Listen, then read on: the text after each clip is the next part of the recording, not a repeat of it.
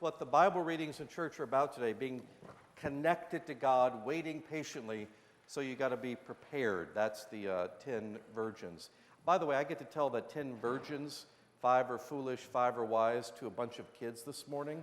I'm trying to find a way, how do you tell a story to a bunch of little boys and say the word virgin multiple times and have them still listen to you?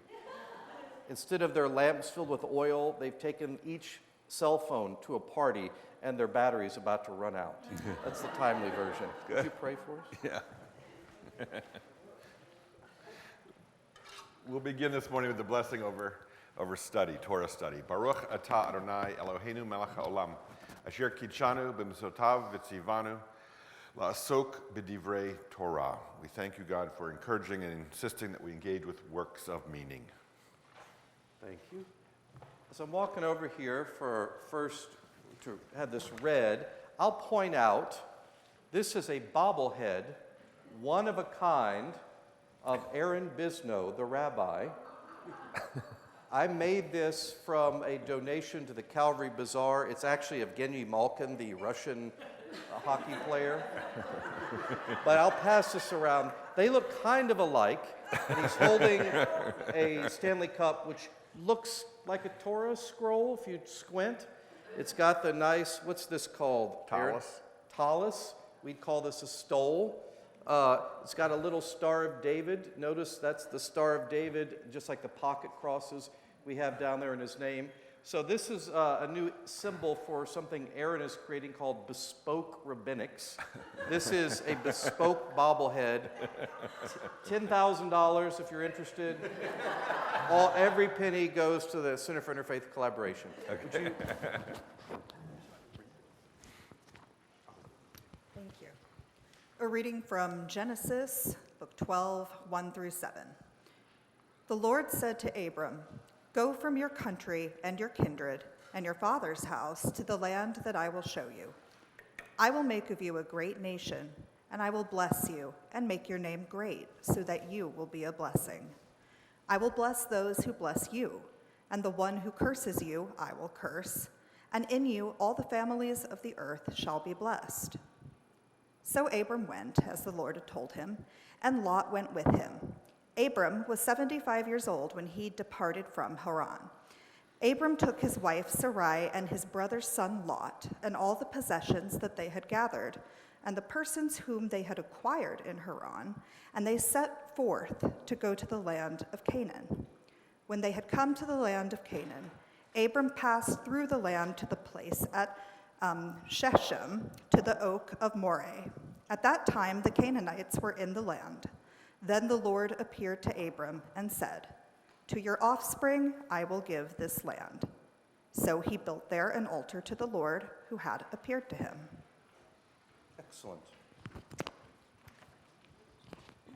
Thank you. Who can, just a bit of a refresher, it's kind of like my wife and I watch a lot of British and other murder mysteries, and they'll do a recap, because if you haven't seen it in a week or two, who's the bad guy?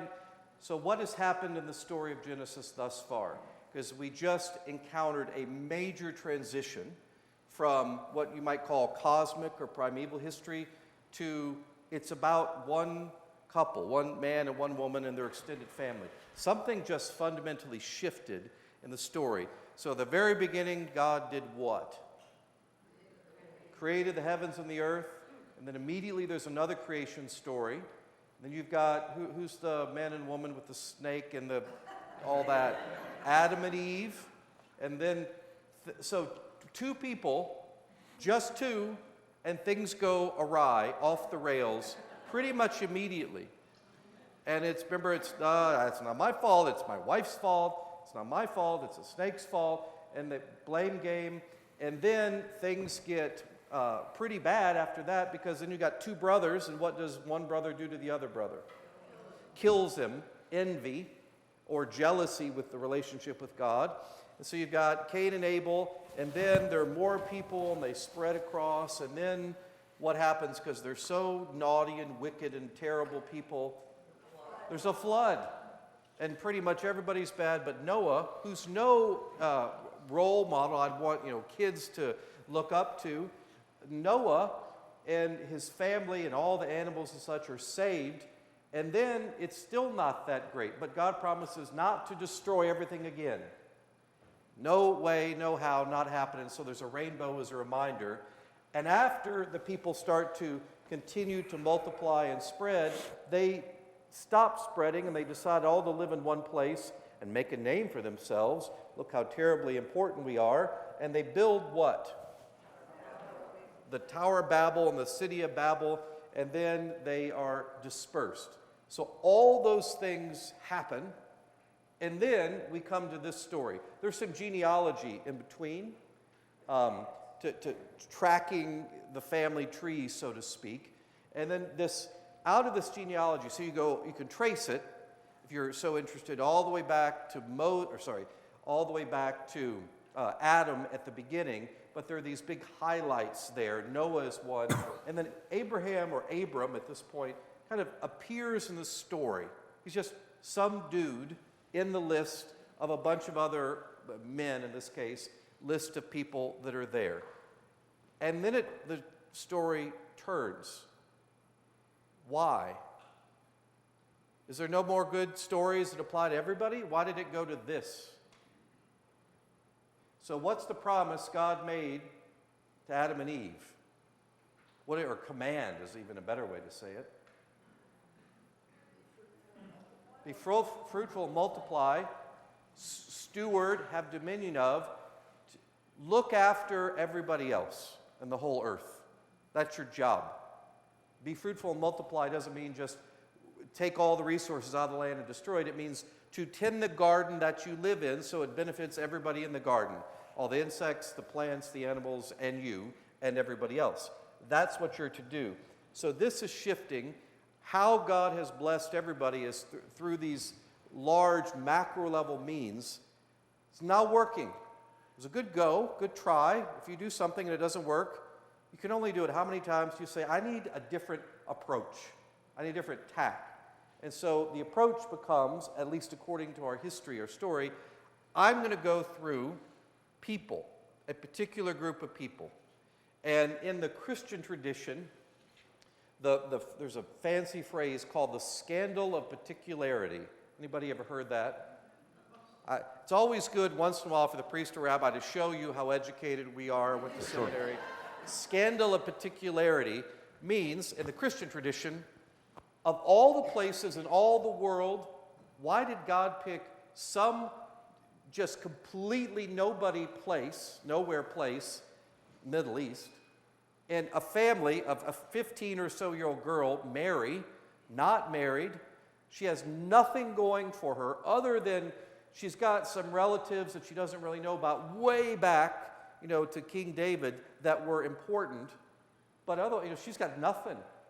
And why did God choose to come into the world in Jesus in that way? Why this scandal of particularity? Why not in Rome? That'd be the natural. You should be a Roman citizen. That's what you should be if you want to be the Messiah. But Abram and Sarai, at this point, not Abraham and Sarah, why did God choose Abram, of everybody, in the whole history of the world, to enter into this covenantal relationship? Because you could say Abram, or Abrahamic religions, are what? What are the three big ones? Judaism, Christianity, and then later Islam. All of us trace the same ancestor, Abraham and Sarah. And so with those, in fact, to say the promise is true, why did God choose this guy? Is there anything in the story, before we read, there's a couple sentences, anything in the story that says how righteous Abram is? Is he particularly wealthy? It appears from the story he has a person of means, but not extraordinarily so. He has some means. Is he righteous? Is he smart? Is he connected? Why pick him? Maybe he won the lottery.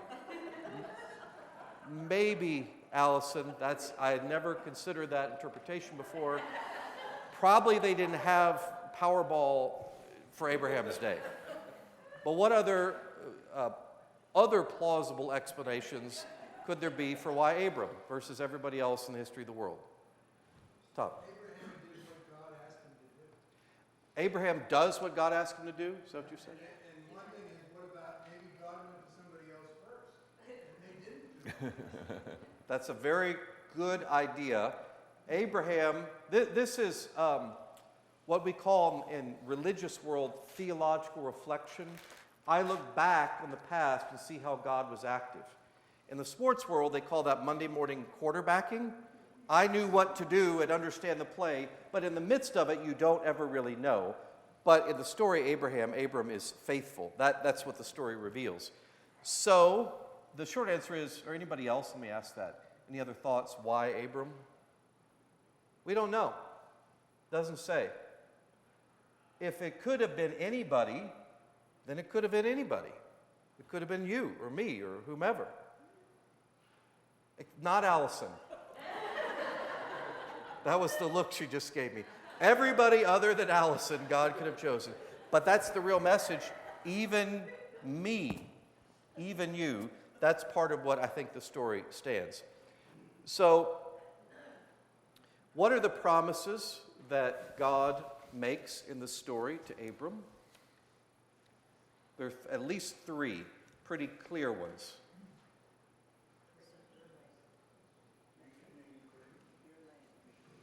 I hear different things going on.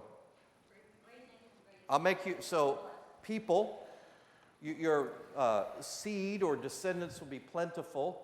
I'll make you into a great nation. So people is one. What's another thing? Land. Gosh, there's nothing relevant about contemporary life when God promises to the descendant of the Israelites, modern day Israel, you shall have this land. So God promises a people or nations, a land, and there are lots of particular names. And it basically, where is Abram to start, by the way? Beginning of the story. Haran, he's over in modern day Iraq. And so Iraq, Iran, over in the Fertile Crescent, Tigris, Euphrates, where civilization was, basically. Mesopotamia, Babylonia, those. So over there where all the culture, all the people were, that's where he is. And, well, I know you live in the big, fancy, important city, and you've got some means, and you're starting to make your life. I'd like you to leave all that behind, God is essentially saying, and move to nowhere, the very edge of nowhere, where you have no friends, no relatives, but that's where I want you to go. And by the way, you won't even really get all of it. But your inheritance will go to your descendants. I don't think I heard you clearly, God, the first time. Maybe you could say that more clearly. So you get a people and you get a land, but you know it's far away. Had Abram been to this new land before? It'd be very unlikely to have done that. So go way far away to people you don't know, and that's going to be your inheritance. What's the third thing that God promises Abram in the story? I'll make your name great, so you'll be a blessing. To whom will you be a blessing? That's the key point. To yourself?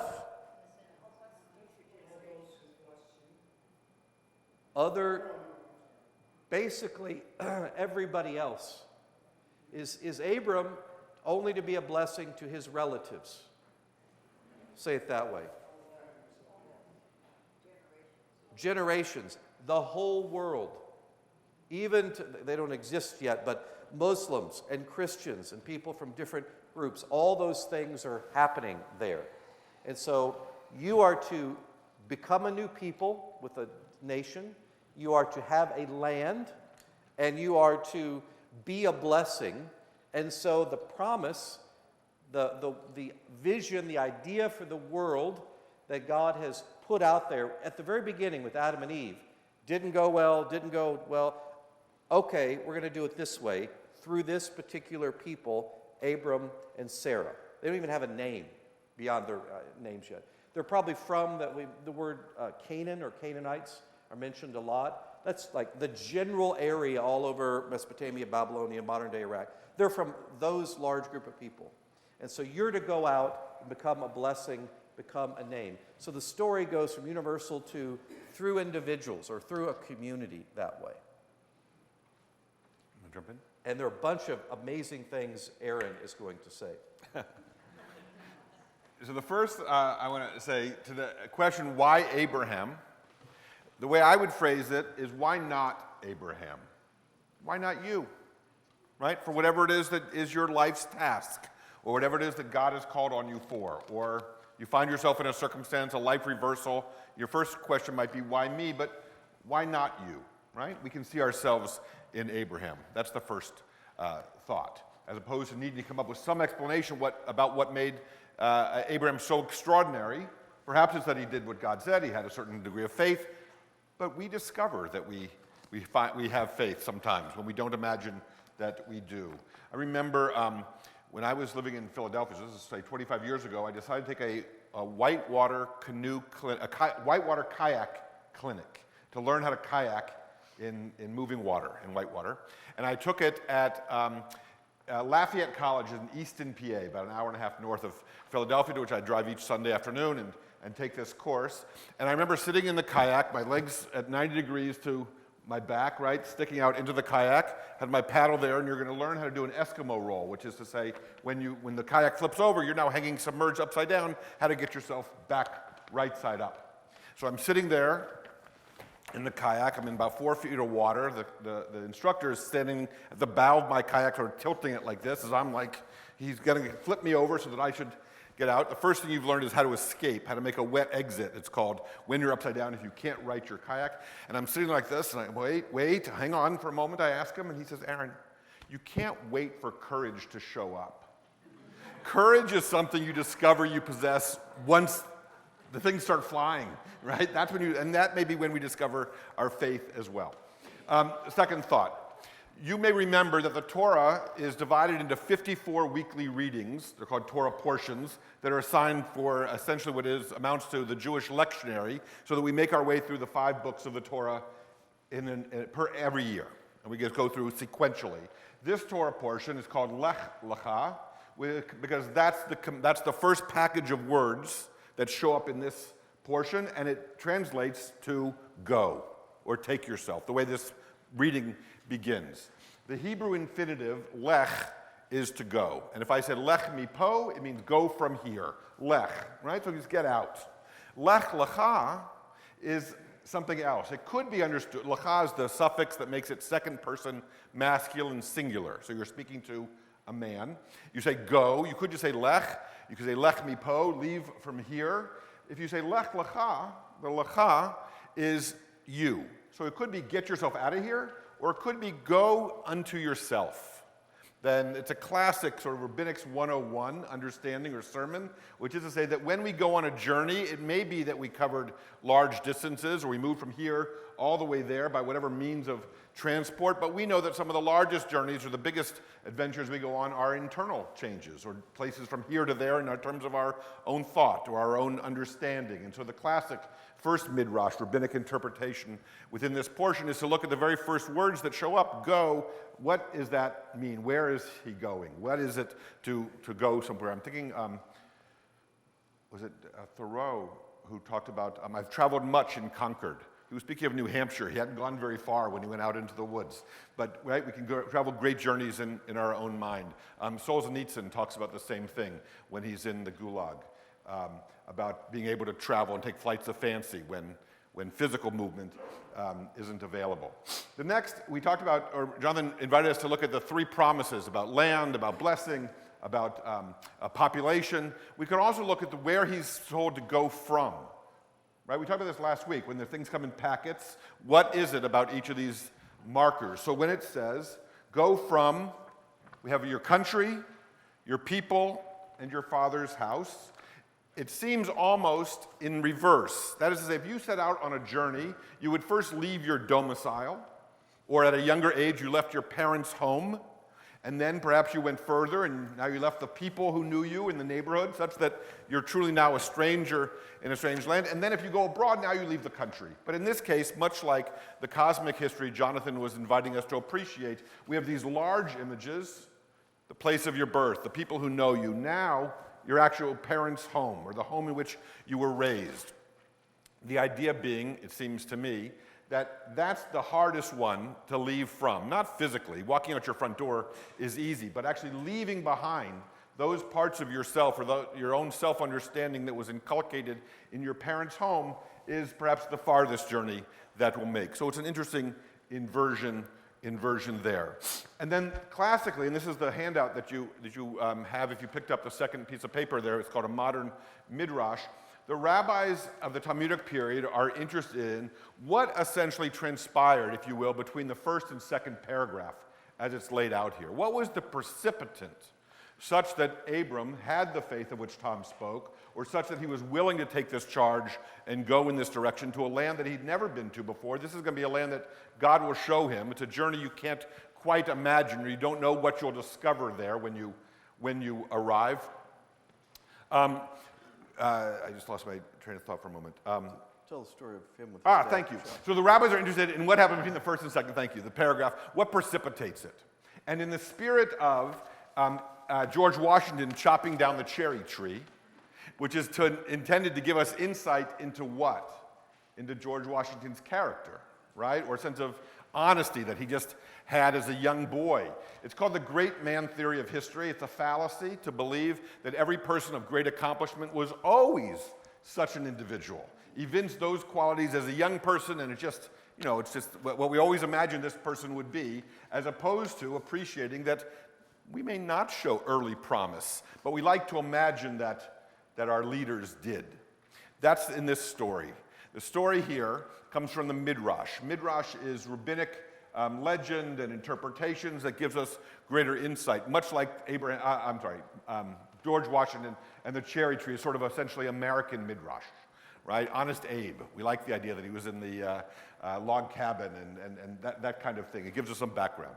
So the rabbis concoct a story because it's such a departure what Abram is now being called on to do and what, in fact, he begins to set in motion, which we would understand as monotheism, essentially. We can talk about whether it actually is monotheism as we understand it. If we have time or after the class, if we want to unpack that, we can. But Abram is charged with going forth, and we want to know what it was that precipitated that. So here's what the story is. This comes from a classic midrash, a midrash in which essentially it's described that Abram's father was a merchant. He sold idols. Business was good. One day, Abram, fed up with idolatry, he's going to become a monotheist, right? The Midrash describes that he smashes all the idols in his father's shop, excepting the largest idol, and puts the club with which he did the damage in the hands of the largest idol, and he waits for his father's return. Okay, that's the Midrash. We'll look at this story.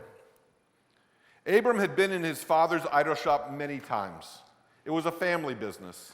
Terach, Abram's father, inherited it from his father, who in turn had inherited it from his father before him.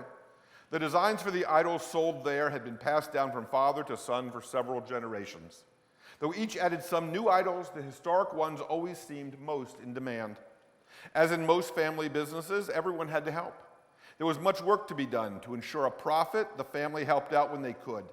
Displays had to be set up, floors swept, records maintained, bills paid, and purchases delivered. For the most part, Abraham was responsible for delivering the idols. Terach would help Abraham load the idols upon a sturdy wooden cart, and Abraham would pull it to the homes of those who had made recent purchases. Once at their home, the family would eagerly assist Abraham at removing the idol from the cart, carrying it to a special place they had selected, and erecting it with the kind of respect and devotion deserving of an idol.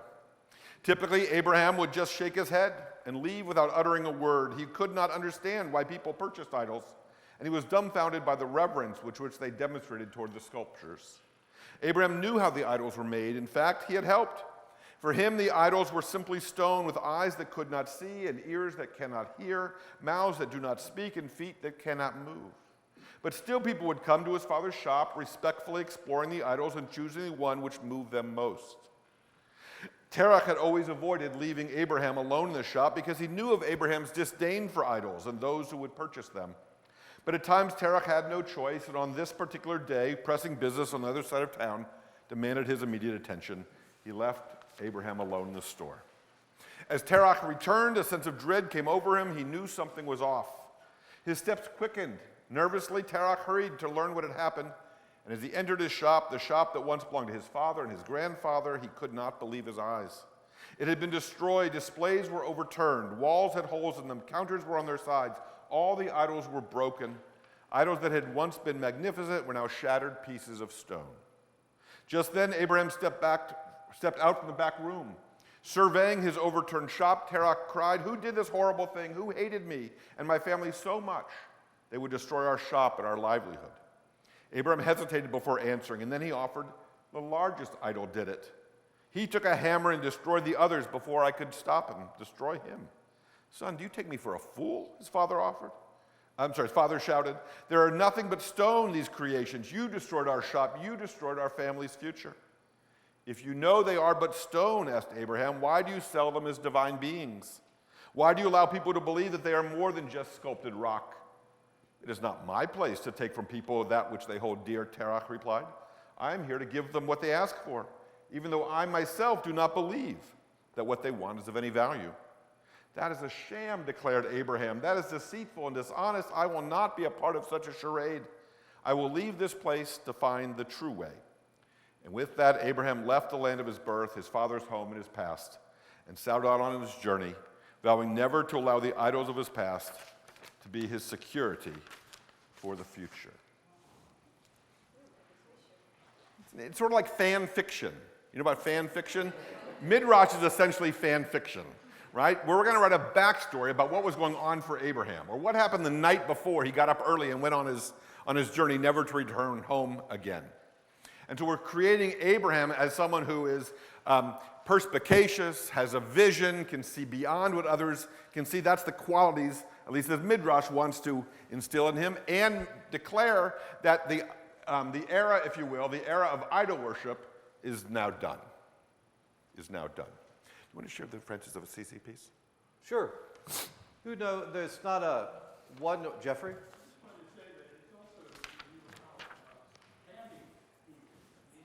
How what? He sees this. Where did he learn to distinguish something like that? From his tradition. It's an amazing thing that he understands about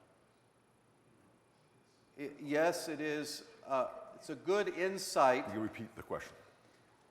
The basic point of the story that Jeffrey is clearly articulating, helpfully articulating rather, is what Aaron's saying, that there is this character of canniness to Abram, that he's able to see the entire thing is just idol worship. It's all a big scam. It's a sham, and gets rid of that. Now, the reason, of course, they told the story is because it shows what he has really liked to set the stage.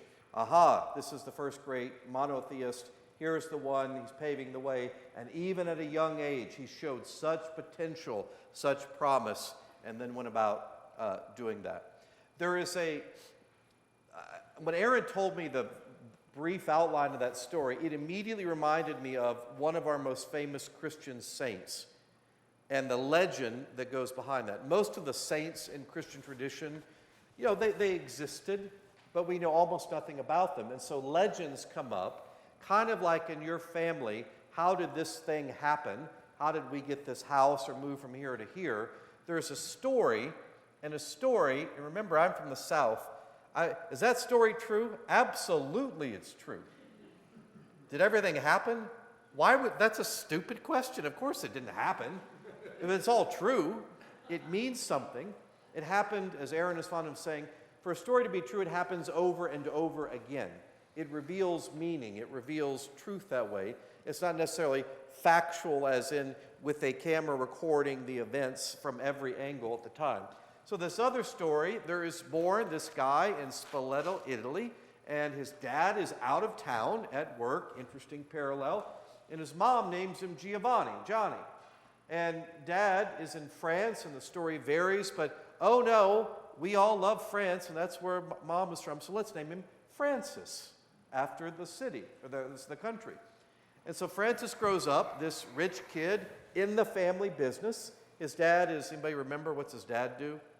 Cloth merchant, fine linens and silks and purples and all the best, and does that. And Francis is not so interested. He grew up a rich kid, and he decides, I want to be a knight. I'm going to go off and fight. And he has enough money to go do that. And then he realizes, well, this is terrible because people are trying to kill you. And the very first battle, he loses, he's on the losing side, he gets imprisoned for a year, and then he wants to do something else. He has this vision, God is calling me to establish a new knighthood. Oh, it's so romantic. You're playing Dungeons and Dragons, you're saving the princess, you're fighting the bad guy. It's the same story, just variations. And goes about doing that, and then there are different versions of this, but he encounters this leper, and into his whole life at this point, he's disgusted by lepers. This is a major difference. He was a bad guy who saw the light rather than always a good guy. Those are both classic archetypal examples.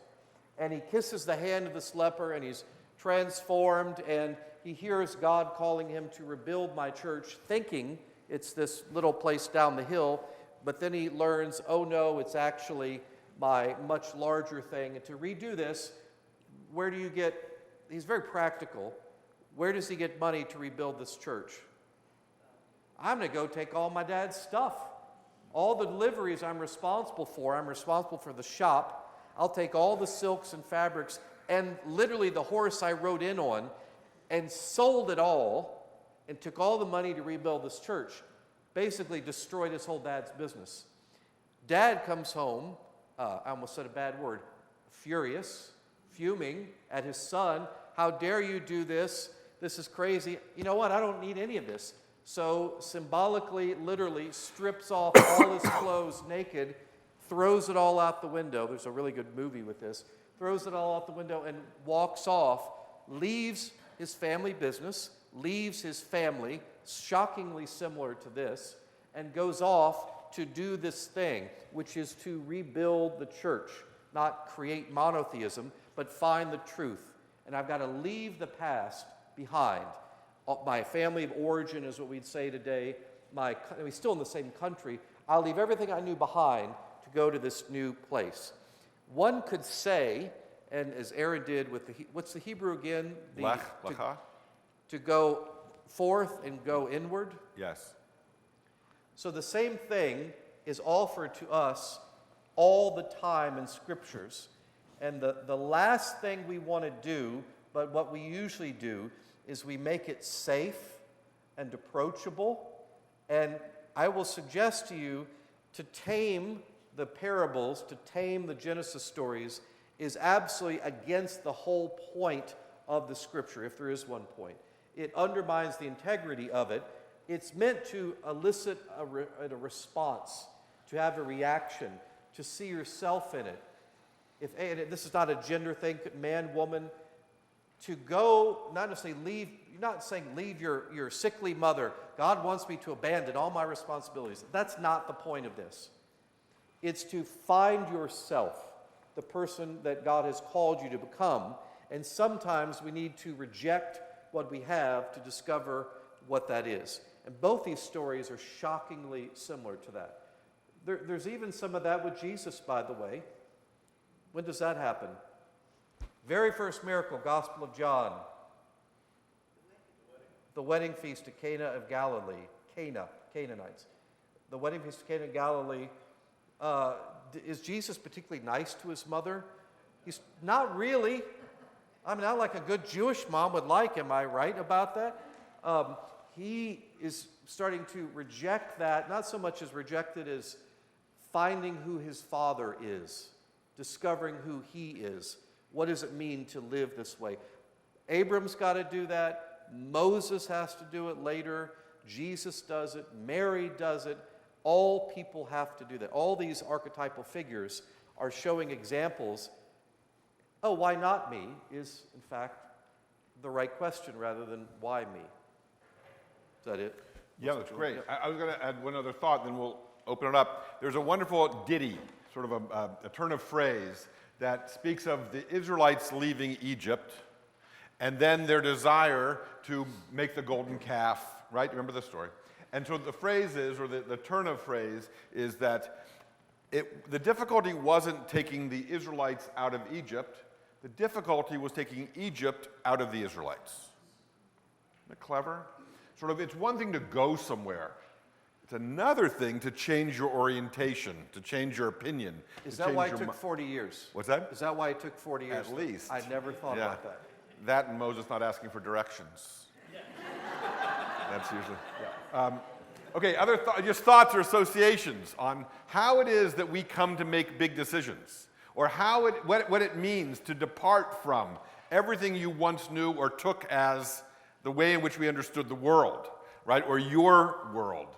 And then you meet the larger world, or you come to appreciate different political viewpoints or different religious viewpoints. And as a result, it expands our understanding. Any thoughts about anything we've shared already with regard to what? Steve? Yeah, please. Why does it make a point to give us Abram's age? Wow. How old is Abram? 75. Could you imagine at 75 leaving all that behind before modern medicine? You can? Yeah, you can? Okay. I'm 52. That's a lot of energy, God, to do all that. I like the way things are. I'm familiar with it. I don't have to get to know new people and places, and I don't want a new grocery store, a new dentist, and all. He's got to give up everything to go do this at 75 years old, meaning in the lifespan of the Bible, he's lived a full life already. And so now he's about to have or reinvent a new life, probably. Yeah, I never thought about. Okay, we could. Was he 75 young compared to other people who lived to 90? Well, compared to Methuselah, right? 75 is a pisher. So that's, we don't know exactly whether to take the dates or the lengths of time at face value or whether they lend to the story. But if we were to see ourselves within the story, we might say, well, it's never too late to learn a new trick, right? It's never too late to change your opinion. It's never too late to continue to learn and expand yourself. That may be a dodge, But pretty late. Why is it pretty late? This isn't a young man, because later in the story, and one of the major images that comes up and becomes a theme of barrenness, Abram and Sarai, in that culture, in all culture, but particularly there, having a child, an heir, is really important. And if you've just been promised that you'll have a nation and all these descendants, but you don't have one yet, that would be extremely painful at a personal level. And then what about the promise? And I mean, generally speaking, no one in here, anybody is going to have a baby at 75 to 90 years old. That would be miraculous. And so what is the response from that couple when they are told, Sarah's going to get pregnant, have a baby? She laughs. What? You idiot. I can't have a baby. You want me to give you the biological details of why I can't have a baby right now? She laughed. They got to be old enough for it to be a miracle, at least if you look at it, analyzing the story that way. They are real, mature adults. They're not kids. They've been around the block a few times. I think that's all just my reading into it, but probably. Jeffrey? When I was like 11, my family moved to California from Maryland. I thought, oh, this is great. You know, if you were to tell me I had to move to California now, no, I have a lot to leave behind. Yeah, well, he said when he was 11, his family moved from Maryland to California, and the reaction of the kid was, this is great, this is awesome, it's California. But if you say, you're of riper years, that's what the prayer book term is. I love riper years. Of a person of riper years, I don't want to move to California or, anywhere down the block, really, because you have to give up too much. What other thoughts, questions? Well, it seems like what you're that's saying, not you, but maybe you. You can't have God without a price. Oh, you can't have God without a price. It's a very interesting statement. I would, do you want to say more? I'm not sure what the price is. Not sure what the price is. I would say that the point I'm making about try not to domesticate God, domesticate the parables, domesticate the Genesis stories, to let them be wild, untamed as they are, I would say, with that in mind, that God in the Bible always asks something of us. Asks something. There's always a price. We have the free gift of grace, faith through grace. That's true. So we are given redemption, which means like freedom from bondage, freedom from slavery, through Jesus on the cross, if you look at a very transactional manner. But what does God ask of us in return? Everything. Not a tenth, or not 2%, or not a tip. Everything. And so what does God ask of Abram? I'm going to do, and this is not a negotiation. Did you notice that? Hey, Aaron, if you come here, I'll give you this, and you'll give me that. God, it's more of, this is how things are going to be. You, Abram, Sarai, you are going to be a new people, you're going to be a nation, you're going to have a land, you're going to have a job. Great, what do I get? No, this is the way it is. And now you are going to respond to that. Now, why not ever? You could say maybe God offered that to 50 people before. God asked 50 people to prom, and everybody else said no. I forgot who said that. His response, Tom did, Abram's response was what? Some version of okay. Yes, I do. I will enter into this relationship with you. You never know all the details or the particulars of what's going to happen once you do, but he did. Lots of times in the story, and this is a very important point about faith. So God offers a promise, God offers redemption. We respond in faith. All throughout the stories, Abram doubts. Abram, are you sure? Here's a big example. We get a kid. Oh, his name is Isaac. He's so smart. He's clever. He's like the smartest, most talented kid in the class, and we love him so much, and he's going to Harvard or wherever, and you want me to sacrifice him? I don't think I heard you right. There are multiple times where Abram and Sarai, oh, that can't be right. Oh, we must have misunderstood. I don't think I like this deal anymore, which are very human responses. But the end result is, even with lots of doubts, and I've said this a million times, and I'll keep saying it, faith and doubt are not opposites. Faith and fear are opposites. And so he was scared reasonably, but always ended up responding in faith. You can doubt over and over and over, but the end result was, yeah, I'll go through with this. I trust God enough. I trust my spouse enough. That whatever is going to be will be, but that's the person with whom I want to be in relationship. That's how this works there. So what does God ask in the story so far? You got to give up not everything. He still gets to keep his spouse and family. Everything you know, we got to, as the Israelites, we got to get the Egypt out of you. Do you realize how hard I've worked not to have a speech impediment, which I do, tongue-tied, and not to sound like a hick from the trailer park in the South? It's lots and lots of work, and I'm proud of it. I can do it whenever I want. But to speak and move into this new world and be comfortable in many worlds, it takes a lot of effort to do that. I had to give up stuff. Abram gave up way, way more. So did Sarah, for that matter. She didn't have a lot of say in this. So did all the slaves. So did all Lot, who's his nephew. So did all these other presumably men and women gathered there. They all had to give up something to receive something. What other thoughts or questions? This is the first time I've heard anything specific about Abraham, that where he came from and the shops. It's not in any King James Bible. So the Midrash, Alex's comment is the story about Abram in his idol shop or what have you, is not biblical tradition. It's what we call rabbinic tradition.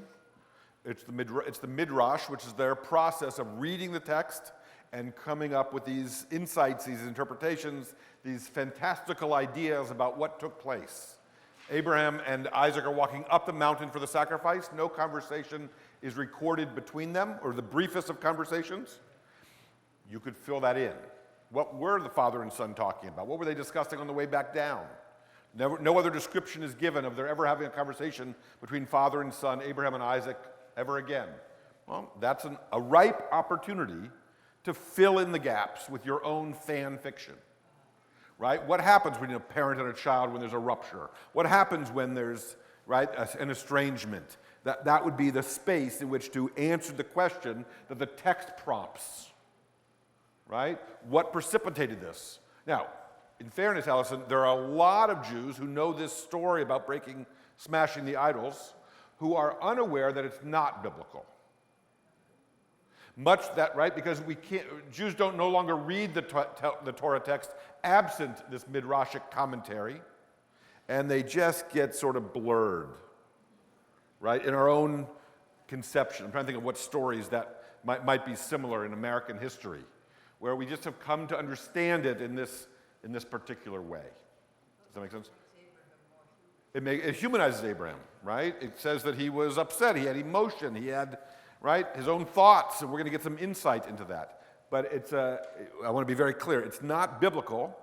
It carries the weight of the tradition for the Jew who reads this story, but you read them side by side, right? A biblical scholar would only look at the biblical text.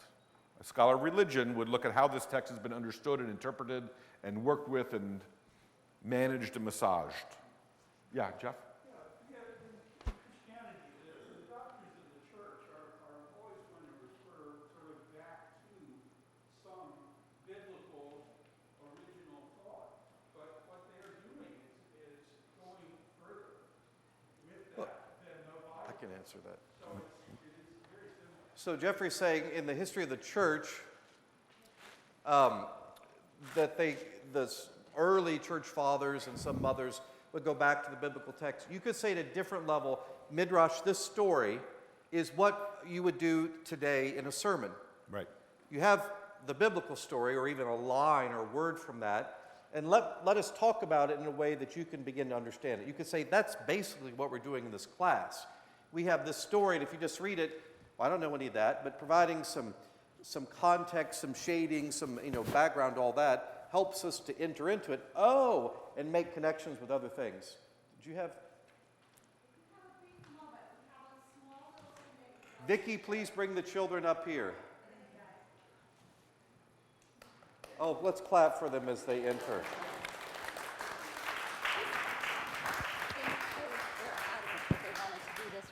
They are adamant they want to do this right now. What is this? This is a very special project that they worked on this morning, and they will share it with you. Lily, go ahead.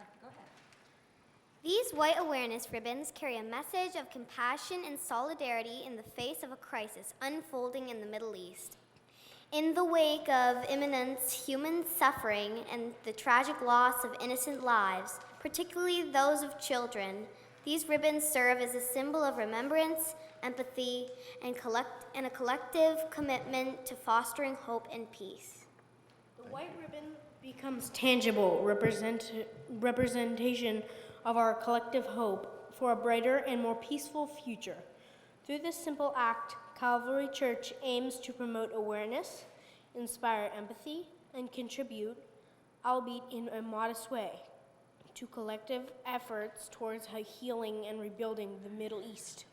What you do makes a difference, and you have to decide what kind of difference you want to make. Jane Goodall. Thank you very much. So these white ribbons will be available out in the nave for picking up. These were an idea of the 8 o'clock parishioners came up with this idea, and then Lynn Carville specifically. and she passed that on to us as a challenge. So this is what we did in class today, and it was their idea to come present to you. So they rehearsed this and did it in the last 15 minutes. So kudos to them. Thank you. Can they be at the doors, maybe? What's that? Can they be at the doors? Oh, absolutely. in addition to the nave, the children will have the ribbons as we go out the door today. Thank you all very much. Thank you all.